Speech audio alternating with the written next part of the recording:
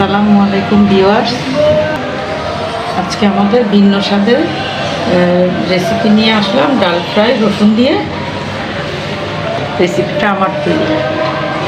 এই রেসিপিটি তৈরি করলে, এই ডাল ফ্রাইটা রসুন দিয়ে তৈরি করলে আপনাদেরও ভালো লাগবে। এটা আমার প্রিয় রেসিপি। তাহলে চলুন কিভাবে এটি রান্না করতে হবে দেখাই।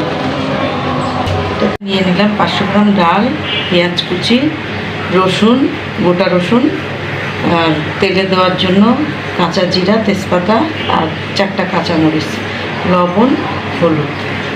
এটাই। তেলালা কড়াই বসিয়ে দিছি, চুলা জ্বালানো। এটা গরম হওয়ার জন্য অপেক্ষা করি। এবার আমি এই তেজপাতা দিয়ে দিলাম আর কাঁচা জিরা।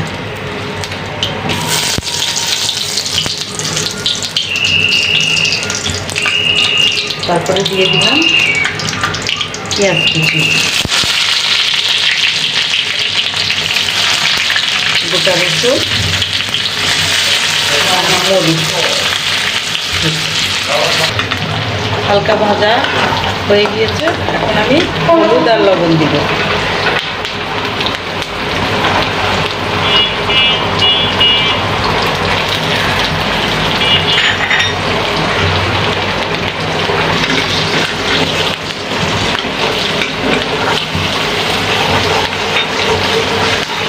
ডালটা দিয়ে দিব।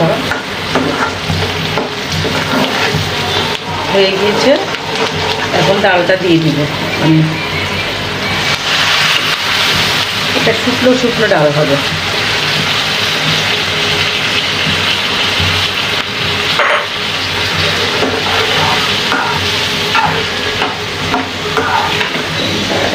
ডাল কষানো হয়ে গেছে। এখন আমি পানি দিব।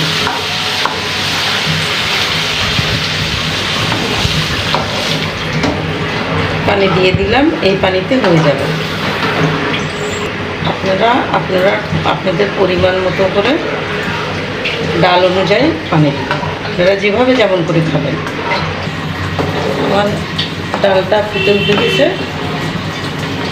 এখন আরেকটু পরে ঢাকনি দিয়ে তার কিছুক্ষণ পরে নামিয়ে ফেলবো। হয়ে যাবে আমার ডাল। আমি ঢাকনি দিয়ে দিলাম। আমার ডালটা হয়ে গিয়েছে। দেখুন, শুকনো শুকনো ডাল। এটা পানি হালকা ভিজা ভিজা নামাচ্ছে।